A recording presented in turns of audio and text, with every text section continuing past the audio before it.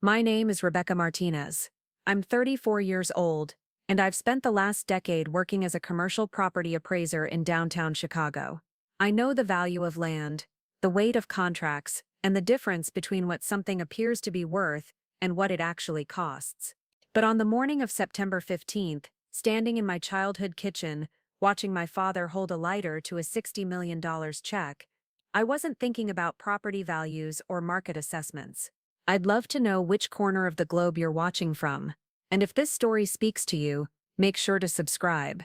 This tomorrow's video is one you absolutely can't miss. I was thinking about my grandfather's weathered hands the last time I saw him alive, and the manila envelope he pressed into my palms with a whisper that would change everything. The flames danced across the paper, consuming zeros like they were nothing more than grocery receipts. My father's eyes never left mine as the check curled and blackened. The smell of burning money filled the air between us, bitter, acrid, final. He thought he was destroying my future. He thought he was teaching me a lesson about family loyalty, about knowing my place, about understanding that some inheritances come with prices too steep to pay. But as I watched $60 million turn to ash on the kitchen counter, I smiled. Not out of defiance, not out of bravado. I smiled because tucked inside my purse, folded carefully between the pages of a book my grandfather had given me when I was 12, were documents that made that check look like pocket change. Real estate papers,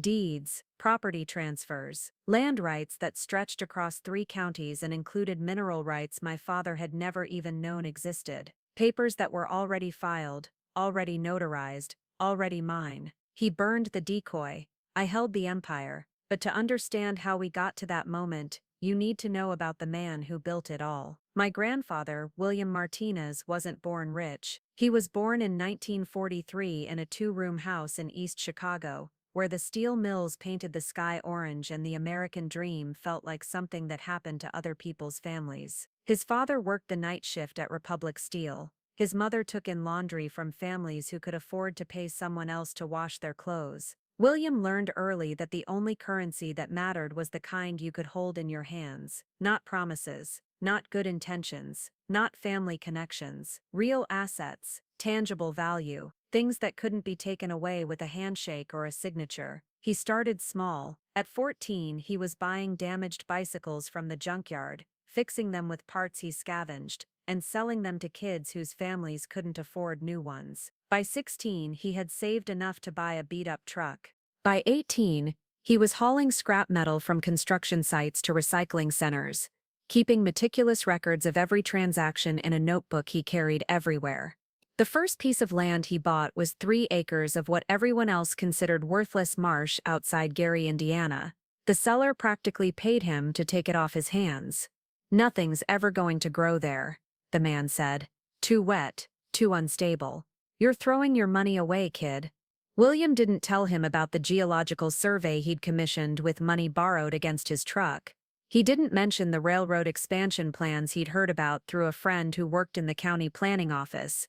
He just smiled, signed the papers, and waited. 2 years later, that marsh became the foundation for a freight depot that connected 3 major rail lines.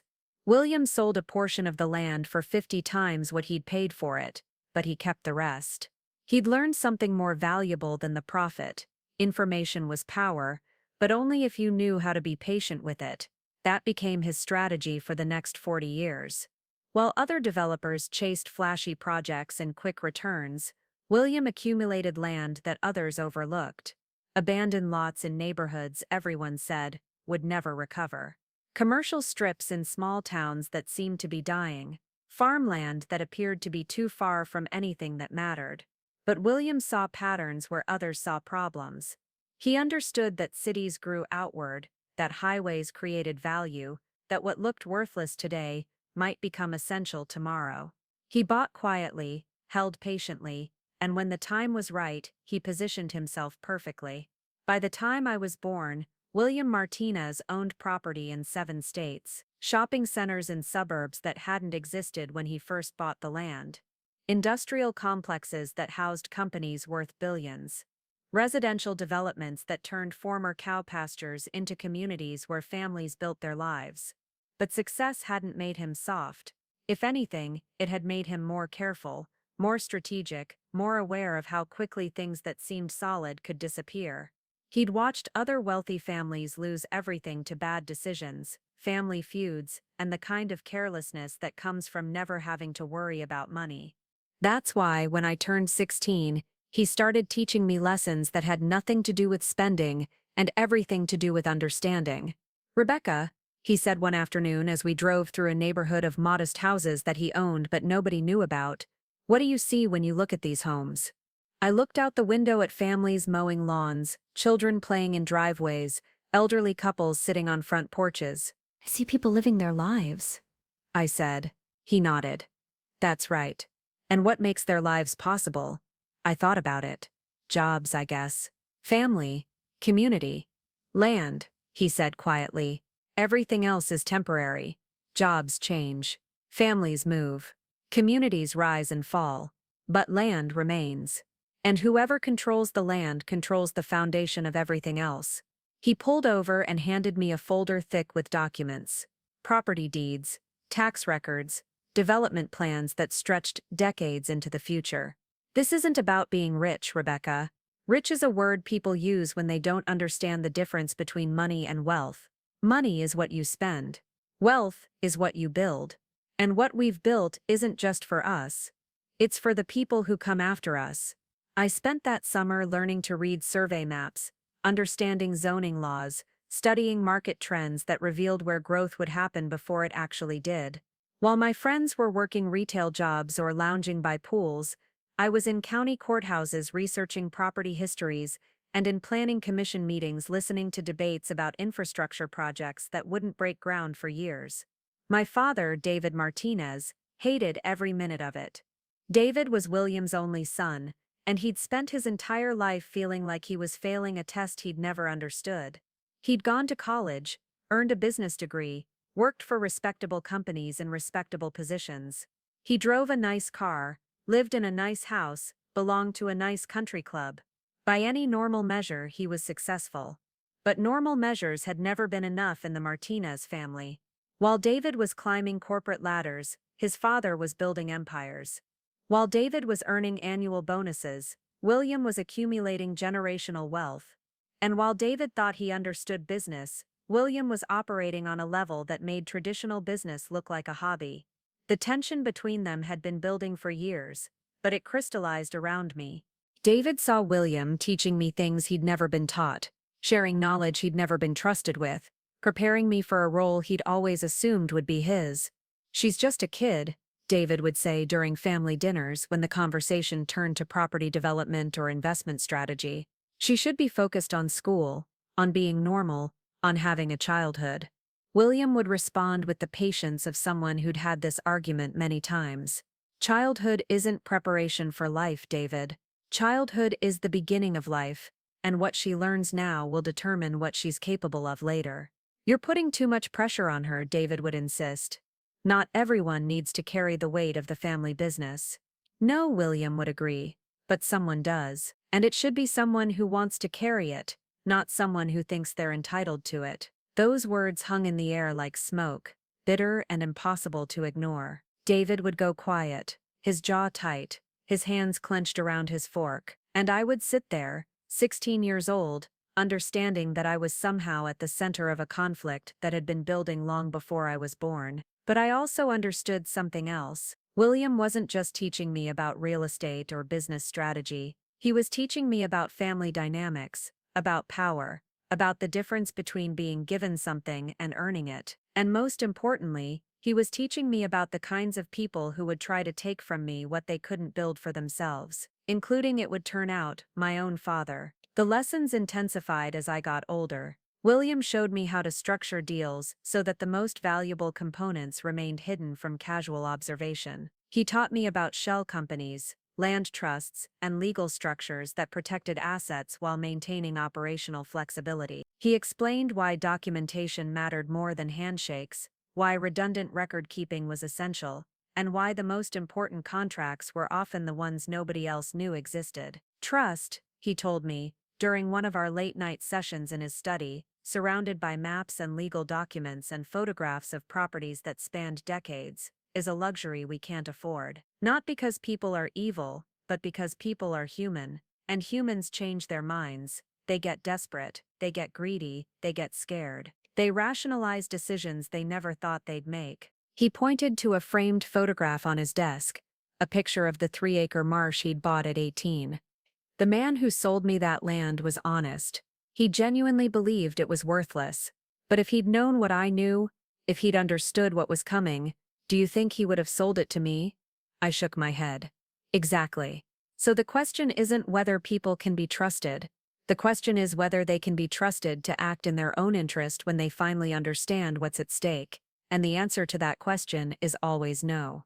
It was a harsh lesson, but it was also a practical one, and it would prove to be more prophetic than either of us realized. When I graduated from college with a degree in real estate development and a minor in business law, William offered me a position in the company, not an entry-level job, not a training program. A real role with real responsibilities and real authority. But David intervened. A lot of love and effort went into bringing this story to life. If you're enjoying it, we'd be so grateful if you'd subscribe to our channel. Now, back to where we left off. She needs to earn her place, he said, during what turned into a 3-hour argument in William's office. She needs to understand how businesses actually work, not just how they work when you own everything. William listened with the patience of someone who was choosing his battles carefully. And how would you suggest she learn that? Let her work somewhere else first, David said. Let her prove herself in the real world, with real bosses, real deadlines, real consequences. Then, if she's actually good at this, she can come back and contribute something meaningful. William turned to me. What do you think?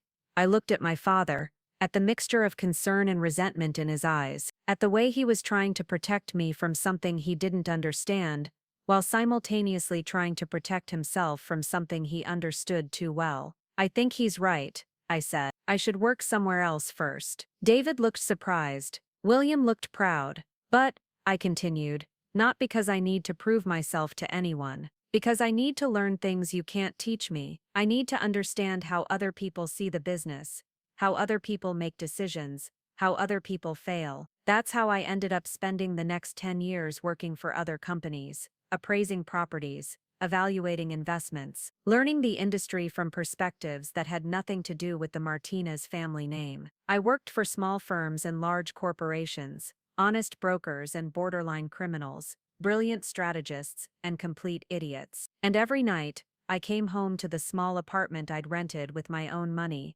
and I read the reports William sent me. Market analyses, development projections, property acquisitions that were happening quietly, without fanfare, without anyone realizing that the Martinez empire was still growing. But I also started noticing something else: irregularities in the reports David was filing with the family trust. Discrepancies between the properties William was acquiring and the properties David was reporting to tax authorities. Transactions that should have generated certain documentation but apparently hadn't. Someone was skimming. Someone was redirecting funds. Someone was building a parallel structure that would allow them to claim ownership of assets they'd never actually earned.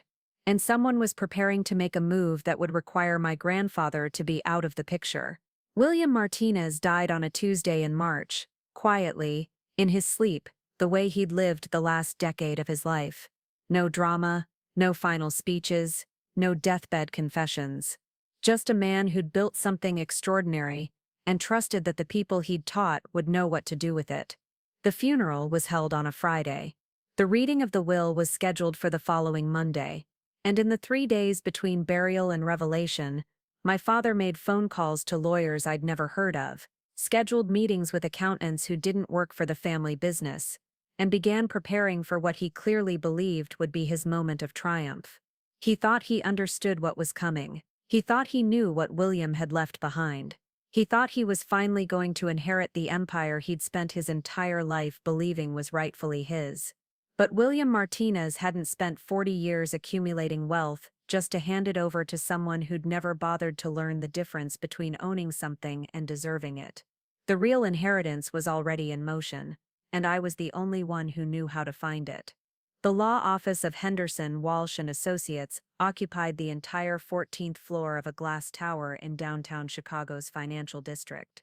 I'd been there exactly twice before, once when William first established the family trust, and once when he'd updated it after my college graduation. Both times, the conference room felt enormous, with its mahogany table that could seat 20 people and windows that offered a commanding view of Lake Michigan. This time, it felt like a courtroom. David arrived 15 minutes early, carrying a leather briefcase I'd never seen before and wearing a suit that probably cost more than most people made in a month. He'd brought reinforcements, two lawyers from a firm in Boston that specialized in estate disputes, and a forensic accountant whose reputation for finding hidden assets was legendary in certain circles. I came alone, carrying nothing but a small purse and wearing the same black dress I'd worn to the funeral. David's team looked at me with a mixture of pity and condescension, the way adults look at children who don't understand that the grown-ups are handling serious business. Margaret Henderson, William's longtime attorney, entered the room precisely at 9 o'clock, carrying a single manila folder. She was a woman in her 70s who'd built her career representing old Chicago money, the kind of families who measured wealth in generations rather than quarterly reports.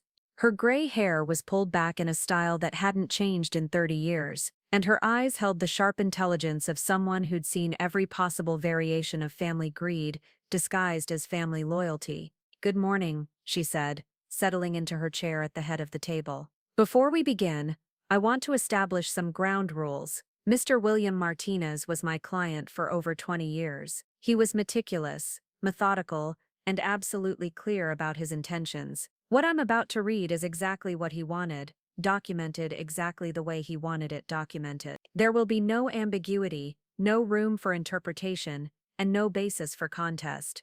David's primary attorney, a sharp-faced man named Preston Cole, leaned forward. "Miss Henderson, with all due respect, we're here to ensure that proper legal procedures are followed and that all parties' interests are adequately protected. If there are concerns about the mental competency of the deceased at the time of drafting, or questions about undue influence," Margaret's expression didn't change, but the temperature in the room seemed to drop 10 degrees. "Mr. Cole, William Martinez underwent comprehensive psychological evaluation by 3 independent specialists within 60 days of finalizing this will. He submitted to cognitive testing, capacity assessment, and formal interviews designed specifically to prevent exactly the kind of challenge you're suggesting. Those reports are sealed and can only be opened by court order, which would require evidence of fraud or coercion that I can assure you does not exist." She opened the folder and removed a document that looked deceptively simple, maybe 10 pages, bound in blue backing, signed and notarized with the kind of official seals that meant serious business. "The last will and testament of William James Martinez," she began, "executed on December 18th of last year, revokes all previous wills and codicils and establishes the following distributions." David sat forward, his hands clasped so tightly his knuckles had gone white. I could see him calculating, preparing for the moment when decades of resentment would finally be validated by legal recognition. Margaret continued reading through the standard legal language, the clauses about debts and taxes and funeral expenses. Then she reached the substantive provisions. "To my son David Martinez, I leave the sum of $2 million, to be paid from the general assets of the estate, along with my personal effects, my collection of first edition books, and the contents of my wine cellar. $2 million. It was more money than most people would see in a lifetime, but in the context of William's actual wealth, it was barely a rounding error. David's face went through a complex series of expressions: surprise, confusion, and the beginning of something that looked like panic. "To my granddaughter Rebecca Martinez, I leave the remainder of my estate, including all real property, business interests, investment accounts, and assets held in trust, with the exception of those items specifically designated for charitable distribution, the remainder of the estate. Everything else." David's mouth opened slightly, but no sound came out. Preston Cole was faster to recover. "Miss Henderson, we'll need a complete accounting of estate assets. Our client has reason to believe there may be discrepancies between reported holdings and actual value, and will be requesting full financial disclosure under state probate law." Margaret nodded as if she'd been expecting exactly this response. Of course, William anticipated that request. She reached into the folder and removed a bound document that was easily an inch thick. Complete asset inventory as of the date of death, prepared by Whitman and Associates, certified by the estate's accounting firm, and verified by independent audit. She slid the document across the table. David grabbed it immediately, his fingers flying through pages of detailed listings. Properties in Illinois, Indiana, Wisconsin, Michigan, Iowa, Missouri, and Ohio. Shopping centers, office buildings, industrial complexes, residential developments, and parcels of undeveloped land that stretched across multiple counties. But as David read, his confusion deepened rather than resolved. I could see him recognizing some properties but not others, understanding some valuations but questioning others. The document was comprehensive, but it was also telling a story that didn't match what he thought he knew about his father's holdings. "This can't be right," David said finally, looking up from the inventory. "Some of these properties, I've never seen records for them, and these valuations seem inflated. Market value for commercial real estate in these markets couldn't possibly support these numbers." Margaret's expression remained neutral. "The valuations are based on current market assessments, development potential, and in some cases, specific contractual arrangements that may not be reflected in public records." David's forensic accountant, a thin woman named Carol Brennan who'd remained silent until now, spoke up. "We're going to need access to all financial records, property deeds, development contracts, and transaction histories. Under Illinois probate law, estate beneficiaries have the right to full disclosure of asset management and distribution processes." "Absolutely," Margaret agreed. "Rebecca, as the primary beneficiary, will have complete access to all estate documentation. However, Mr. David Martinez, as a secondary beneficiary, will have access only to information directly related to assets he's inheriting, unless Rebecca chooses to authorize broader disclosure." The shift in power was immediate and unmistakable. David had walked into this room believing he was about to inherit an empire. He'd just learned that his daughter, the daughter he'd tried to keep away from the family business, the daughter he'd insisted needed to prove herself in the real world, now controlled everything his father had built. But that was only the beginning of what he didn't understand. Margaret reached into the folder one more time and removed a sealed envelope marked with Rebecca's name in William's distinctive handwriting. "This is for you," she said, sliding it across the table. "Private correspondence from your grandfather, to be opened at your discretion." I took the envelope, feeling its weight, knowing that whatever was inside would explain things the will couldn't say directly. David watched me with eyes that had gone from confident to concerned to something approaching desperate. "There's one more thing," Margaret said, consulting her notes. "William left specific instructions regarding the transition of business operations. Rebecca, he's appointed you as sole trustee of the Martinez Family Trust, with full discretionary authority over all trust assets and operations. The transition is effective immediately." Sole trustee, full discretionary authority, immediate transition. David's attorney was scribbling notes furiously. "We'll be filing for a complete estate review," Preston Cole announced. "There are clear grounds for questioning the appropriateness of these distributions, particularly given the beneficiary's age and relative inexperience with estate management." Margaret looked at him with the patience of someone who'd heard this song many times before. "Mr. Cole, Rebecca Martinez is 34 years old, holds a degree in real estate development, has 10 years of professional experience in commercial property evaluation, and according to the psychological assessments William commissioned, demonstrates exceptional competency in financial decision-making and strategic planning." Psychological assessments. William had tested me too, just as thoroughly as he'd tested himself. He'd wanted to ensure that when this moment came, there would be no legitimate basis for challenge. Furthermore, Margaret continued, "The trust documents include detailed provisions for management oversight, mandatory auditing procedures, and performance benchmarks designed to protect the estate's interests. These aren't the actions of someone making impulsive decisions about inheritance. These are the safeguards of someone who spent considerable time ensuring his legacy would be protected." David finally found his voice. "Dad wouldn't have done this. He wouldn't have cut me out like this. We had our differences, but he knew I'd spent my whole life preparing to take over the business." Margaret's expression softened slightly, not with pity but with something that might have been understanding.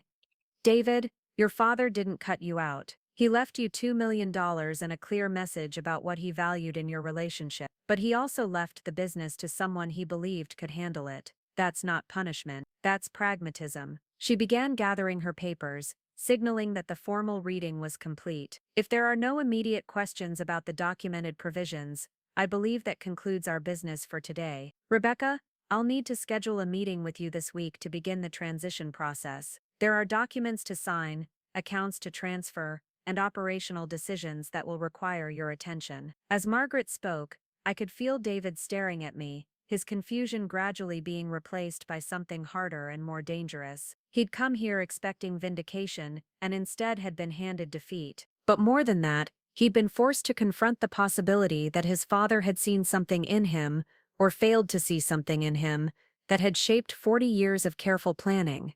David's team packed their briefcases with the efficiency of people who'd just realized they were fighting a much larger battle than they'd prepared for. As they filed out of the conference room, Preston Cole paused next to my chair.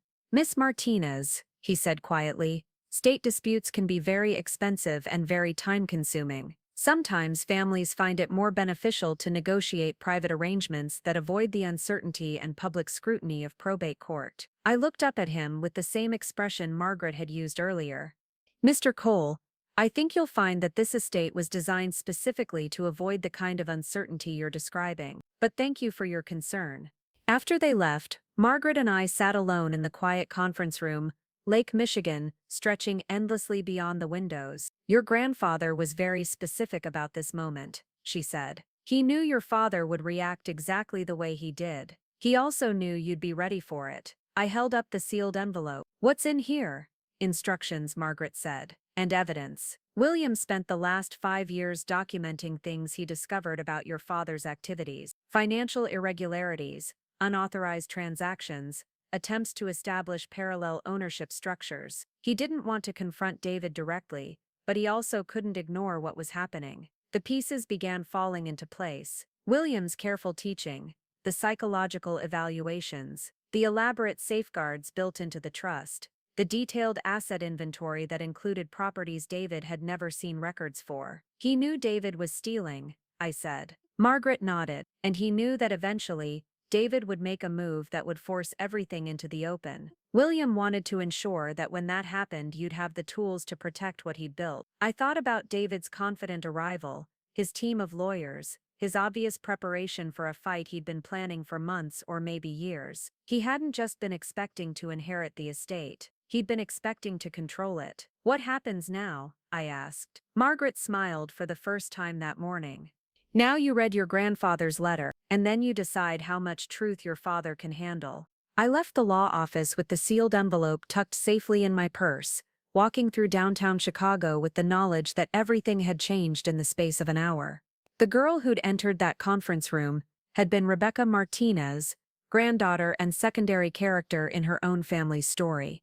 The woman who walked out was the Martinez family matriarch, holder of an empire, and the only person standing between her father and the consequences of decisions he'd thought no one was watching him make. But I wasn't ready to open the envelope yet. First, I wanted to see what David would do with his disappointment. I wanted to understand how far he was willing to go to challenge what William had decided. I wanted to know whether my father was someone who could accept defeat gracefully, or someone who would burn down everything around him rather than admit he'd been wrong. As it turned out, I wouldn't have to wait very long to find out. I waited 3 days to open the envelope. 3 days of watching David make phone calls he thought I couldn't hear. 3 days of observing him pace the halls of the family house with the restless energy of someone plotting his next move. 3 days of letting him believe I was still the naive granddaughter who'd accidentally stumbled into an inheritance she didn't understand. On Thursday evening, I drove to Riverside Cemetery where William was buried. Not for any sentimental reason, but because it was the one place I could be certain David wouldn't follow me. He'd made his feelings about emotional displays clear enough over the years. Grief in his mind was a waste of time better spent on practical solutions. The cemetery was empty except for the groundskeeper finishing his evening rounds. I sat on the stone bench near William's grave, surrounded by the kind of silence that only comes when you're far enough from the city to hear your own thoughts. The envelope felt heavier in my hands than it had any right to, as if the words inside had physical weight. William's handwriting was as precise as everything else about him, each letter formed with the deliberate care of someone who understood that documentation mattered more than sentiment. "Rebecca," it began, "if you're reading this, then the meeting with Margaret went exactly as I planned, and your father reacted exactly as I expected. He's probably angry right now, confused, possibly making calls to lawyers who will tell him things he wants to hear rather than things he needs to know. Let him exhaust those options. You'll need him desperately before you can make him honest." I looked up from the letter, processing what William had just revealed. This wasn't just about inheritance. This was about strategy. William had orchestrated the entire sequence of events, knowing it would force David into a corner where his only choices were confession or escalation.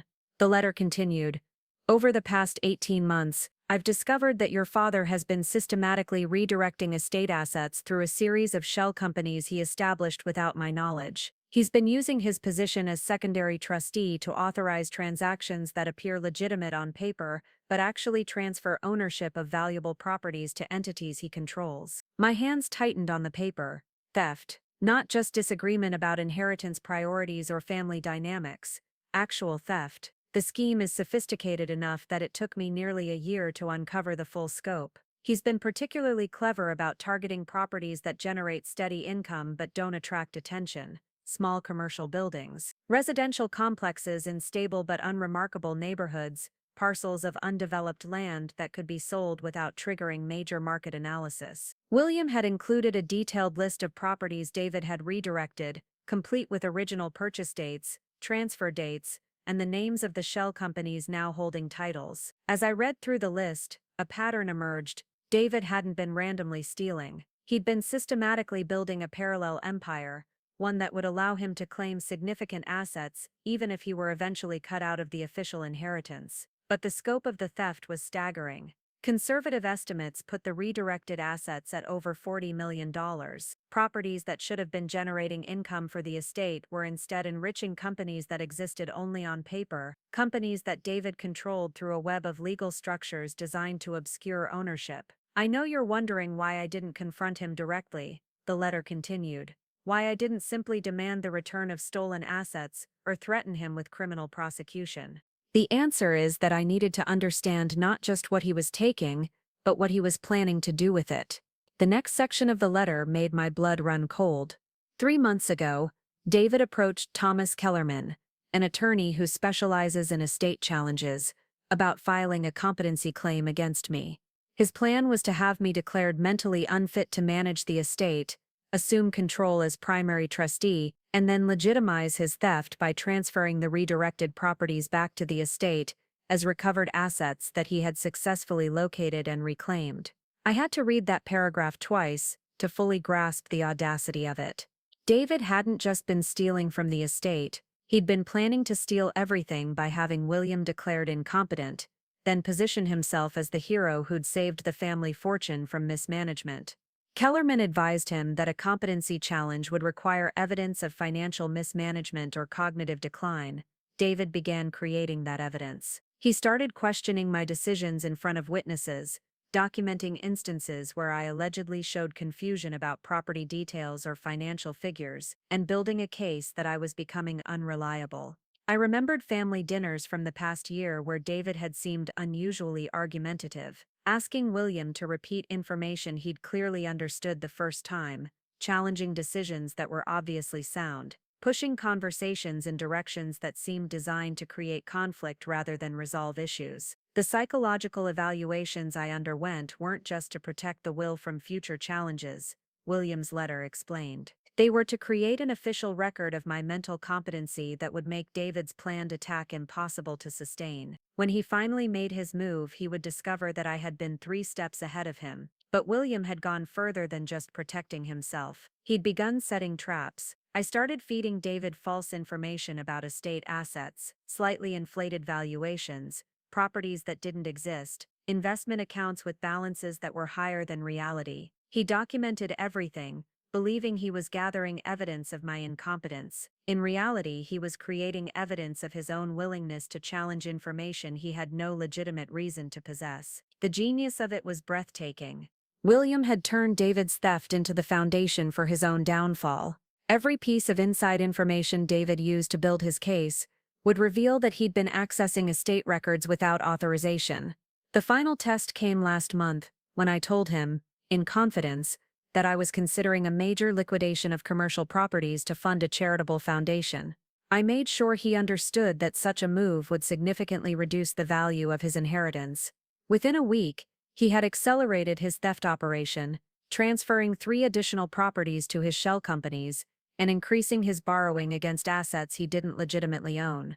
I thought about David's behavior over the past month, the late-night phone calls, the unexplained meetings, the way he'd started asking pointed questions about William's health and decision-making abilities. He'd been preparing for war, building weapons out of stolen assets and fabricated evidence. By now, David has probably realized that his inheritance is far smaller than he expected. His lawyers have probably advised him that challenging the will would be expensive and unlikely to succeed. He's going to become desperate, and desperate people make mistakes. Your job is to be ready when he makes his. The letter ended with specific instructions that were as detailed as a military operation plan. William had prepared for multiple scenarios, each with its own tactical approach, each designed to give me maximum advantage when David finally overplayed his hand. But the most important instruction was the simplest: don't let him know what you know until you're ready to use it. Let him exhaust his legitimate options first. Let him convince himself that illegal options are his only alternatives. And when he finally commits to a course of action that crosses the line, make sure you have witnesses. I folded the letter carefully and slipped it back into the envelope. The weight I'd felt earlier made sense now. These weren't just words on paper, they were the final moves in a chess game William had been playing for over a year. A game where he'd sacrificed his relationship with his son in order to protect the empire he'd built for his granddaughter. As I drove home through the darkening streets of Chicago, I realized that everything I'd experienced over the past few days had been scripted. The will reading, David's shock, Margaret's carefully chosen words, even my own reactions had been anticipated and planned for.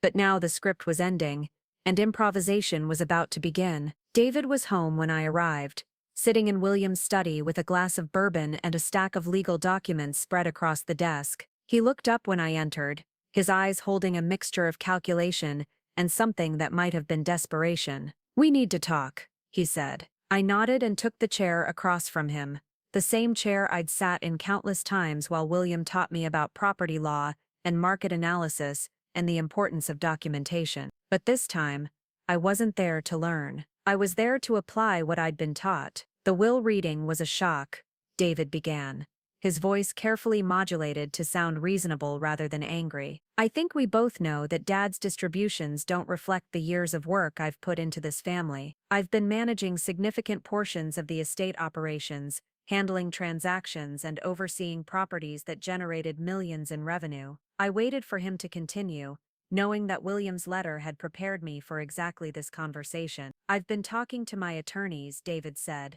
"and they believe there are grounds for a more equitable distribution of assets. Not a challenge to Dad's competency, I would never do that, but a recognition that his will may not have fully accounted for contributions I made to estate growth over the past several years." He was lying, of course.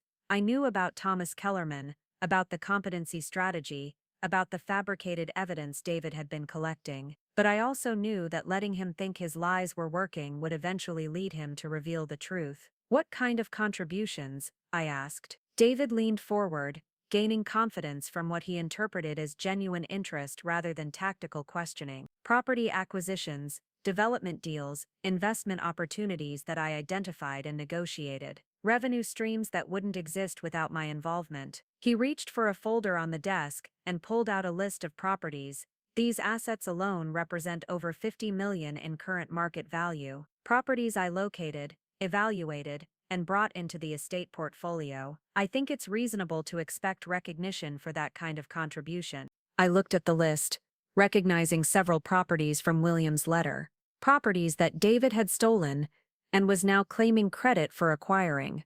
The audacity was staggering, but it was also exactly the kind of mistake William had predicted.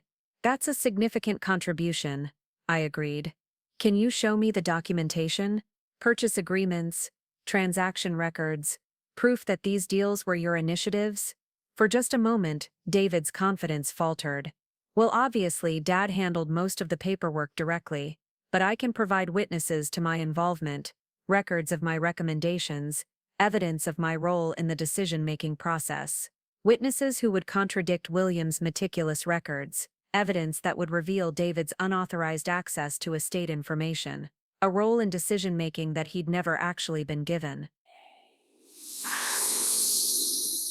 I think we should definitely explore this, I said. Maybe we can work out an arrangement that reflects your contributions without having to involve the courts. David's eyes brightened with what looked like relief. Exactly what I was hoping you'd say. The family should be able to work these things out privately. I stood up, signaling the end of our conversation. Let me review the information you've given me. I'll want to cross-reference it with Dad's records. Make sure I understand the full scope of your involvement. As I headed for the door, David called after me. Rebecca, I hope you understand that this isn't about greed. It's about fairness, about making sure Dad's legacy reflects the reality of how this estate was built. I paused at the doorway. I understand completely, and I want to make sure we handle this the right way. What David didn't realize was that the right way had already been determined by a man who'd spent his final year setting elaborate traps for a son who'd chosen theft over patience, deception over honesty, and greed over family loyalty.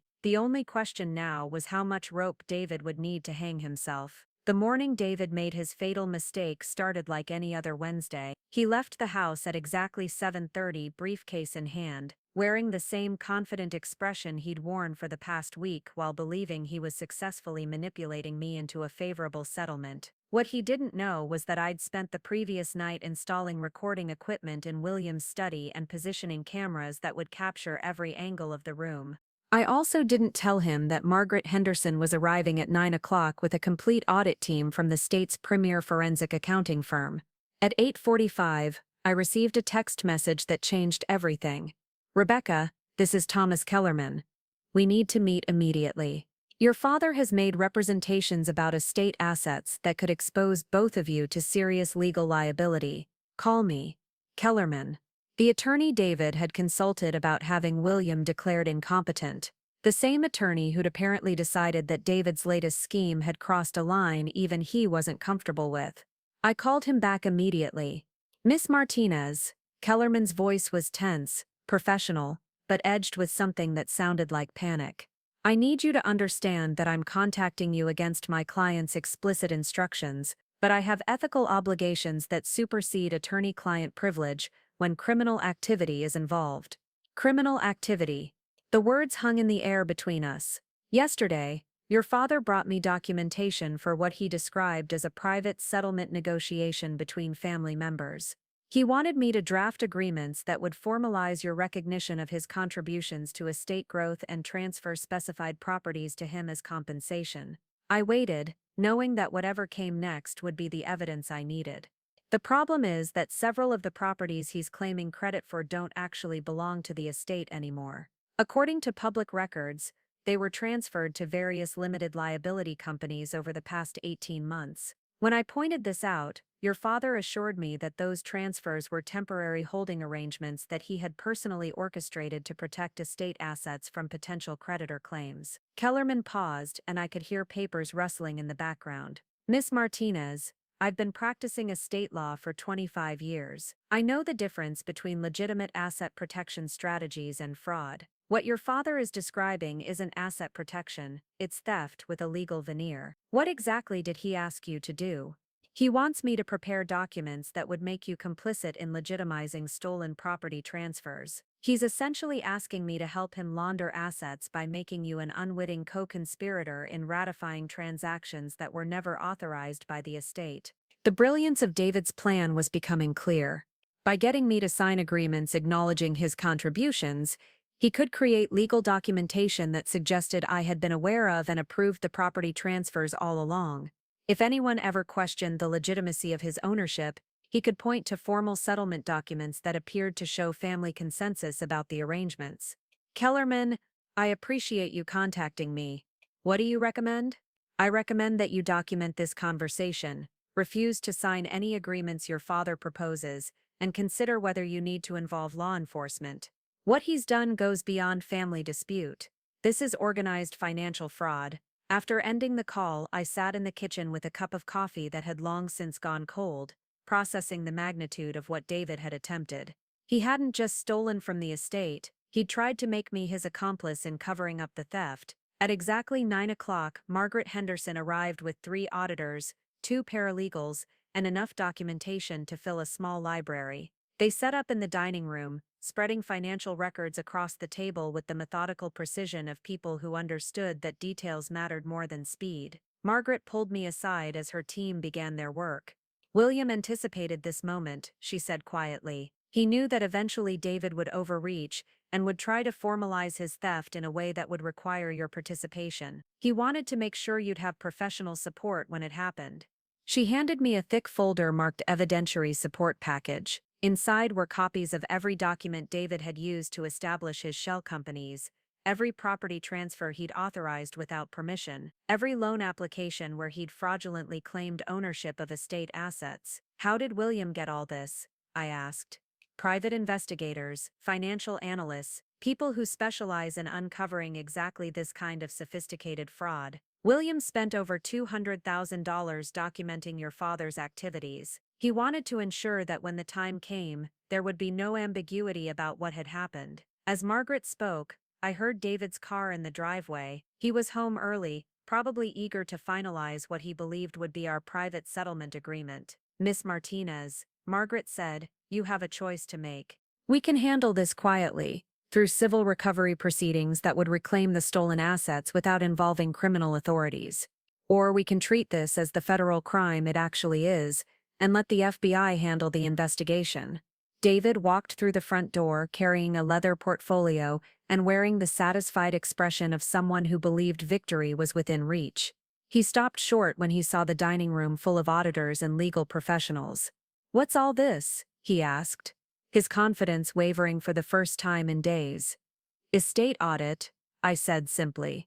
Margaret thought it would be good to get a complete financial picture before we finalize any family agreements. I watched David's face as he processed the implications. Professional auditors would discover his shell companies within hours. They'd trace every unauthorized transaction, every fraudulent property transfer, every illegal appropriation of estate assets. "Rebecca, we don't need outsiders involved in family business," David said, his voice tight with barely controlled panic. "We can handle this ourselves the way Dad would have wanted." Margaret stepped forward. "Mr. Martinez, I represent the estate's interests. Any settlement agreements involving estate assets require proper documentation and legal review. We're simply ensuring that all parties understand the full scope of what's being discussed." David's eyes darted between Margaret and me, calculating his options, probably realizing that most of them had just disappeared. "Perhaps we should postpone any settlement discussions until the audit is complete," I suggested. "That way everyone will have complete information before making decisions." "No," David said quickly. "I mean, that's not necessary. I have all the documentation we need right here." He opened his portfolio and began spreading papers across the coffee table, property lists, valuation reports, transaction summaries that painted a picture of an estate significantly larger than what William's will had indicated. One of Margaret's auditors, a sharp-eyed woman named Janet Klein, looked up from her laptop. "Mr. Martinez, some of these properties aren't showing up in our estate asset database. Could you help us understand how they're titled?" David's hands stilled on the papers. "They're held in various corporate structures for tax purposes. Standard estate planning strategy." "Of course," Janet agreed. "Could you provide us with the corporate documentation? Articles of incorporation, operating agreements, transaction records showing the estate's ownership interest." The silence stretched between us like a wire under tension. David had built his entire scheme around the assumption that no one would ask for the kind of detailed documentation that professional auditors required as a matter of routine. "I'd need to gather that information," David said finally. "It's not something I keep readily available." Margaret's expression remained neutral, but I could see the satisfaction in her eyes. "No problem at all. We'll wait. This audit needs to be comprehensive. David looked at me with eyes that had gone from confident to pleading. Rebecca, maybe we could step outside for a moment. Discuss the family aspects of this privately. I followed him onto the back patio, closing the door behind us. The autumn air was crisp, and the sound of traffic from the street seemed unusually loud. You're making this more complicated than it needs to be, David said, his voice low and urgent. These people are going to ask questions that don't have simple answers. They're going to want to examine every transaction, every decision, every strategy Dad used to build this estate. Isn't that what we want? I asked. Complete transparency. David ran his hands through his hair, a gesture I recognized from childhood moments when he'd been caught in lies about broken windows or missing homework. Rebecca, there are things about Dad's business practices that weren't always conventional, strategies he used that might not look appropriate under modern scrutiny. If these auditors start digging too deep, they could create problems for all of us. What kind of problems? David glanced back at the house, at the dining room where Margaret's team was methodically reviewing decades of financial records. Legal problems, he said quietly.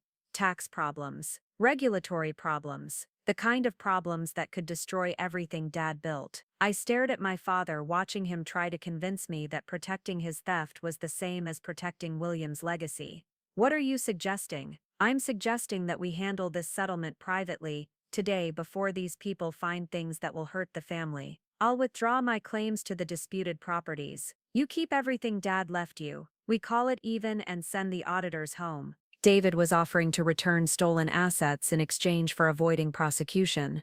He was bargaining with property that had never belonged to him, trying to negotiate his way out of a federal crime by framing it as family generosity. That sounds reasonable, I said. Relief flooded David's face. Good. I'll go get the settlement documents from Kellerman. We can sign everything this afternoon. As he turned to go back inside, I called after him. Dad, just one more thing. Kellerman called me this morning. David froze, his hand on the door handle. He wanted to discuss some concerns he had about the legal structure of our settlement. Something about property titles and potential liability issues. When David turned back toward me, his face had gone completely white. What did you tell him? I told him, I said quietly, that I'd have to check with my auditors before signing any documents that involved estate assets. David's mouth opened, but no words came out. At that moment, he understood that his carefully constructed plan had just collapsed completely. Kellerman had betrayed him, the auditors were about to expose him, and his daughter, the daughter he'd tried to make complicit in his crimes, had been playing a game he didn't even know existed. Rebecca, he whispered. What do you want? It was the first honest question he'd asked me in 20 years. I want, I said, to know exactly how much you stole from Grandpa, and I want to know why you thought I'd help you cover it up. Inside the house, I could hear Margaret's team working, their voices occasionally rising, as they discovered another discrepancy, another unauthorized transaction, another piece of evidence that would ensure David's scheme was documented with prosecutorial precision. My father stood on the patio, finally understanding that the game was over, and that he'd never actually been the one playing it. The call came at 6 in the morning on Friday, 2 days after the audit team had finished documenting David's crimes. Margaret's voice was crisp, urgent, carrying the tone of someone who'd been working through the night. Rebecca, we have a problem. Your father contacted the estate's primary bank yesterday evening and attempted to authorize a $60 million liquidation of investment accounts. He claimed he had emergency trustee authority due to your alleged incompetence in handling estate affairs. I sat up in bed, instantly awake.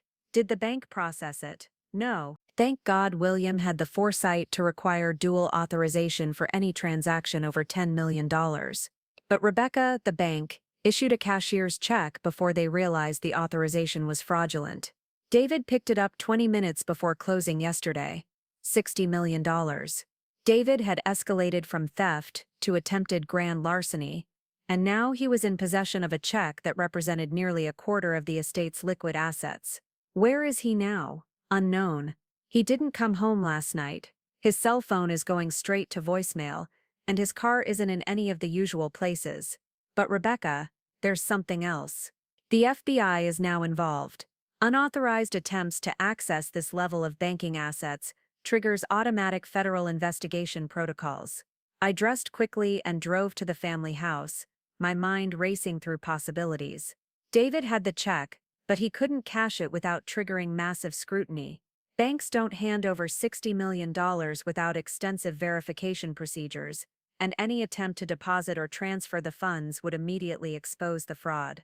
Unless he had another plan. Margaret was waiting in the driveway with two federal agents who introduced themselves as Special Agent Collins and Special Agent Park from the FBI's Financial Crimes Division. Collins was a tall, serious woman with gray-streaked hair and the kind of steady gaze that suggested she'd seen every possible variation of white-collar crime. Park was younger, precise, carrying a tablet that probably contained more information about David's activities than David himself realized existed.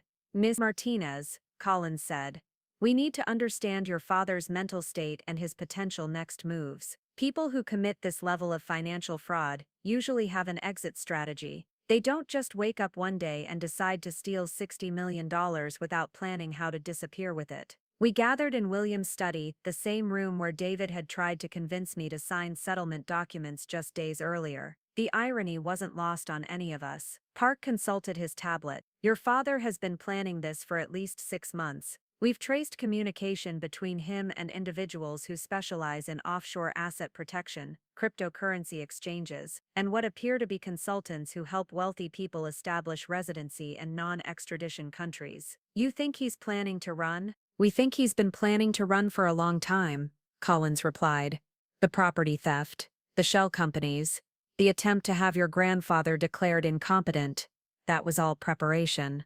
He was building a foundation of assets he could liquidate quickly when the time came to disappear." Margaret opened a folder containing documents I hadn't seen before. William suspected this might happen. 3 months ago, he hired a private security firm to monitor David's activities. They documented meetings with currency exchange specialists, travel agents who cater to people seeking rapid relocation services, and attorneys who specialize in protecting assets from domestic legal proceedings. "My father was planning to steal everything and flee the country?"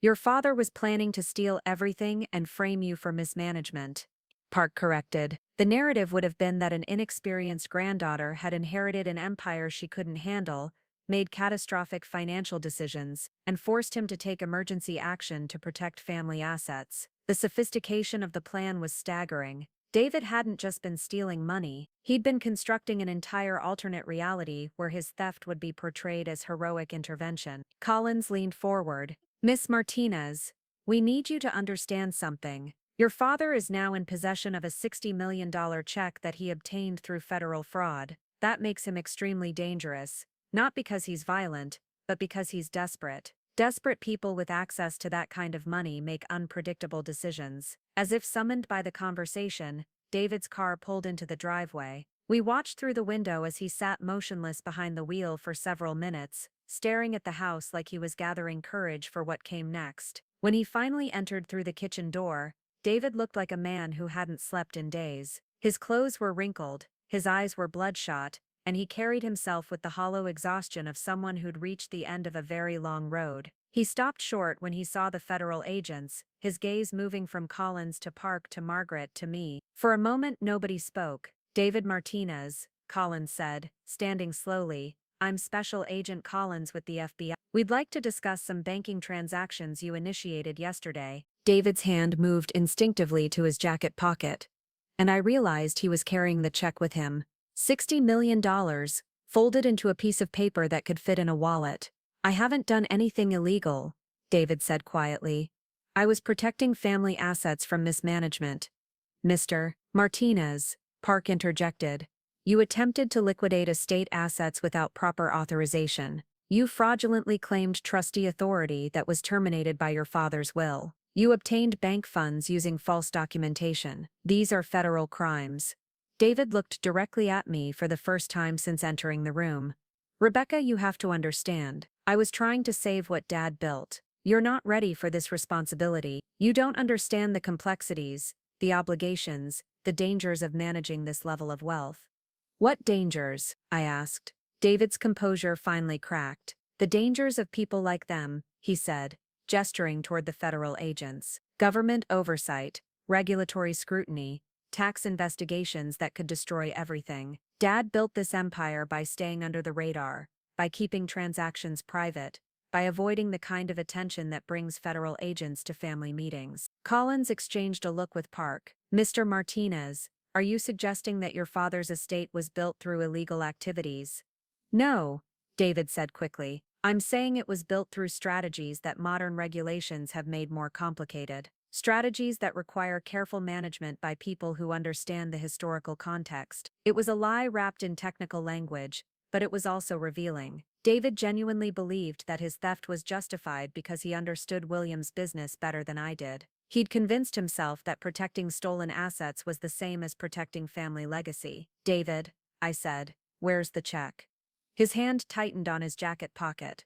What check? Margaret spoke with the patience of someone addressing a particularly slow child. The $60 million cashier's check you fraudulently obtained from First National Bank yesterday evening at 4:47 p.m., using forged trustee documentation. David stared at her, realizing that his movements had been tracked with precision that made denial pointless. I was protecting those funds, he said finally, placing them in secure holding until we could resolve the competency issues around estate management. What competency issues? Collins asked.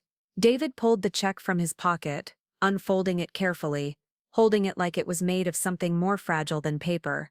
My daughter inherited responsibilities she's not prepared for, wealth that requires experience she doesn't have. My father made an emotional decision that doesn't reflect practical realities. He placed the check on the coffee table between us. $60 million, made payable to estate of William J. Martinez, with David's forged signature authorizing the liquidation. This money, David continued, represents decades of my father's work. It shouldn't be entrusted to someone who spent the last 10 years appraising other people's property instead of learning how to manage her own family's empire.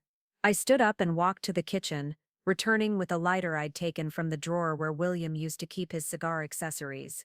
David watched me with confusion as I picked up the check and held the lighter near one corner. Rebecca, what are you doing? I'm thinking about what Grandpa would want, I said. He spent his entire life building wealth that would last for generations. He created systems, structures, safeguards designed to protect what he'd accomplished. The flame touched the corner of the check, and David lunged forward. Stop, that's $60 million. No, I said, letting the fire consume more of the paper. This is evidence of your willingness to destroy everything Grandpa built in order to satisfy your own ego. David grabbed for the check, but I pulled it away, watching the flames spread across the numbers that represented more money than most people would see in 10 lifetimes. You're insane, David whispered. You're burning our family's future. I'm burning a piece of paper that you stole, I replied. The family's future is documented in property deeds, investment accounts, and business structures that you never had access to. As the last corner of the check turned to ash, I looked at David with something that might have been pity. Dad, did you really think Grandpa would put the family's entire financial future in a single bank account that you could steal with forged paperwork? David's face went white as the implications hit him. What do you mean? Margaret opened her briefcase and removed a thick folder. Your father's estate includes over 300 individual properties, 47 separate investment accounts, 12 different business entities, and mineral rights spanning 6 states. The $60 million you attempted to steal represents approximately 8% of the total estate value. David sank into a chair, staring at the pile of ash that had been his grand theft. 8%? The real assets, I continued, are held in trust structures you never knew about, managed by firms you never had contact with, protected by legal arrangements that require knowledge you were never given. Collins stepped forward. Martinez, you're under arrest for bank fraud, attempted theft of federal proportions, and conspiracy to commit financial crimes. You have the right to remain silent. As the handcuffs clicked around David's wrists, he looked at me one last time. Rebecca, I was trying to protect our family. No, Dad, I said quietly. You were trying to steal from it. There's a difference. The check he'd sacrificed everything to obtain was now nothing but ashes on the coffee table. But the empire he'd tried to steal was still exactly where William had left it, in the hands of someone who understood the difference between earning something and taking it. 6 months after David's arrest, I stood in the boardroom of Martinez Holdings, looking out at the Chicago skyline through floor-to-ceiling windows that reflected an empire William had built one careful decision at a time. The company had moved from the modest offices David knew about to a steel and glass tower that housed operations he'd never suspected existed. The transformation hadn't happened overnight. It had taken weeks of meetings with attorneys, accountants, and business managers to fully understand the scope of what William had actually created. The properties David had known about were real, but they were the visible portion of something much larger and more sophisticated. Margaret Henderson sat at the far end of the conference table, surrounded by documents that told the story of the past half year. David's legal proceedings, asset recovery operations, and the systematic reconstruction of everything he'd tried to destroy. The last of the shell company assets have been recovered, she reported. $43.7 million in redirected properties, plus accumulated rent and development income that David never reported. The total recovery exceeds our initial estimates. Across from her sat James Chen, the private investigator William had hired to document David's activities. His final report was a masterpiece of methodical documentation that had made the federal prosecutor's case essentially bulletproof. David pled guilty to all charges last week, Chen said. Bank fraud, conspiracy to commit theft, tax evasion, and money laundering. The plea agreement calls for 8 years in federal prison and full financial restitution. 8 years. It seemed both too much and not enough for someone who'd spent years systematically stealing from his own family. But it also meant closure, an end to the legal uncertainty that had hung over everything since William's death. What about the properties he actually stole? I asked. Margaret consulted her notes. Full ownership has been restored to the estate. The shell companies have been dissolved, the fraudulent transfers have been reversed, and we've established new security protocols to prevent any similar schemes in the future. The security protocols were extensive. William's final gift had been paranoia disguised as prudence, legal structures so complex that no single person could ever again redirect significant assets without multiple layers of authorization and oversight. But the real transformation had been personal. Over the past 6 months, I'd discovered aspects of William's business philosophy that went far beyond property development and investment strategy. He'd built networks of relationships with community leaders, charitable organizations, and local businesses that turned real estate development into community development. The Springfield project broke ground last week, I told the assembled team. 200 units of affordable housing plus retail space reserved for locally owned businesses. We're partnering with the community college to ensure residents have access to job training programs. It was the kind of project David would have dismissed as financially inefficient. But William's notes had made it clear that sustainable wealth required sustainable communities, and that the best long-term investments were the ones that created value for everyone involved. And Dr. Sarah Kim, the new director of the Martinez Foundation, looked up from her tablet. We've received over 300 applications for educational grants this quarter. Engineering students, medical students, business students whose families couldn't afford tuition at major universities. The foundation had been William's idea, funded through a trust structure that David had never known about. It provided scholarships to students from working-class families, the kind of students William had once been, the kind who understood that education was a privilege that came with obligations. There's something else, Margaret said, reaching into her briefcase. Something William left specifically for this moment. She handed me a sealed envelope marked with my name, and a date 6 months in the future from William's death, exactly the date of this meeting. William had planned not just the exposure of David's theft, but the timeline for rebuilding everything that came after. Inside the envelope was a single sheet of paper with William's distinctive handwriting. Rebecca, if you're reading this, then David made the choices I hoped he wouldn't make, and you handled the consequences the way I knew you would. The empire you've inherited isn't just about money or property, it's about responsibility to the people whose lives are shaped by the decisions we make. The letter continued.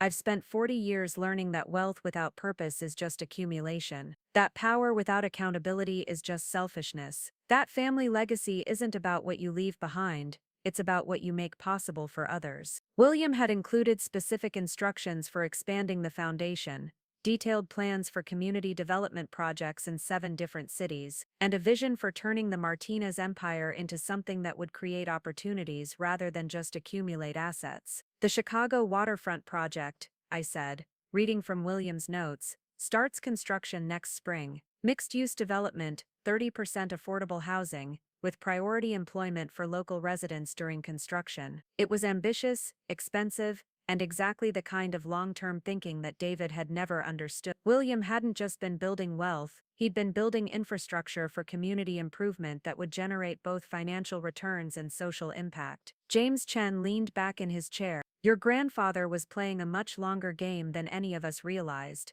David saw property development as a way to accumulate wealth. William saw it as a way to create sustainable economic growth that would benefit entire communities. The difference was philosophical, but it was also practical. William's approach had generated more consistent returns over time because it created value that couldn't be easily replicated or undermined by economic fluctuations. There's one more thing, Margaret said. William left instructions for a trust fund to be established in David's name, accessible only after his release from prison, and only if he completes community service requirements and financial counseling programs. Even in his anger and disappointment, William had left room for redemption. Not forgiveness for the theft, but an opportunity for David to eventually understand the difference between earning wealth and stealing it. Dr. Kim smiled. Your grandfather believed that people could change, even when they'd made terrible choices. But he also believed that change required consequences first, then opportunity to do better. I thought about David, sitting in a federal prison cell, probably still convinced that he'd been protecting family assets rather than stealing them. Whether he'd ever understand the difference remained to be seen. But William had ensured that the opportunity for understanding would be there when David was ready for it. The meeting concluded with assignments, deadlines, and strategic planning for projects that would unfold over the next several years. As the team filed out, Margaret remained behind. You've exceeded every expectation William had for how you'd handle this responsibility, she said. He knew you'd be competent, but I don't think even he anticipated how quickly you'd grasp the larger vision. I looked out at the Chicago skyline, at the buildings that housed families and businesses, and dreams that were somehow connected to decisions made in rooms like this one. I had a good teacher, I said. And I learned that the best way to honor someone's legacy isn't to preserve it exactly as they left it. It's to understand their values well enough to apply them to situations they never imagined. Margaret gathered her papers and headed for the door. William would be proud, she said. And David will have 8 years to figure out whether he wants to be part of what comes next, or just a cautionary tale about what happens when ego becomes more important than family. As the sun set over Lake Michigan, I remained in the boardroom, reading through William's development plans and thinking about the conversation I'd had with David the day before his sentencing. He'd called from jail, his voice smaller than I'd ever heard it, asking if I could visit him before the transfer to federal prison. I never meant for it to go this far, he'd said across the scratched plexiglass barrier. I thought I was protecting what Dad built. Dad, I'd replied. Grandpa didn't build an empire so it could be protected. He built it so it could grow, so it could create opportunities for people who don't have family wealth to fall back on, so it could make communities stronger instead of just making one family richer. David had stared at me through the glass, finally understanding that the conversation had never been about money. It had been about purpose, about responsibility, about the difference between building something and just possessing it. Now, 6 months later, that difference was becoming real through housing projects and educational programs and community development initiatives that turned inherited wealth into invested opportunity. William's empire was still growing, but it was growing in directions David had never imagined and for reasons he'd never understood. And every decision I made carried forward not just William's financial legacy, but his belief that true wealth was measured by what you made possible for others. The check David had tried to steal was gone, burned to ash in a moment of dramatic confrontation, but the empire he'd thought he understood had revealed itself to be something far more valuable than money. A foundation for building communities, creating opportunities and ensuring that William's legacy would continue growing long after the lawyers and federal agents and family conflicts were forgotten. Sometimes the best way to protect an inheritance is to give it away, one community at a time. Looking for more? We've got two amazing stories ready for you right on screen. If this one touched you, these are absolutely worth your time. Click to watch them now. And hey, subscribe and hit that bell to never miss our latest uploads.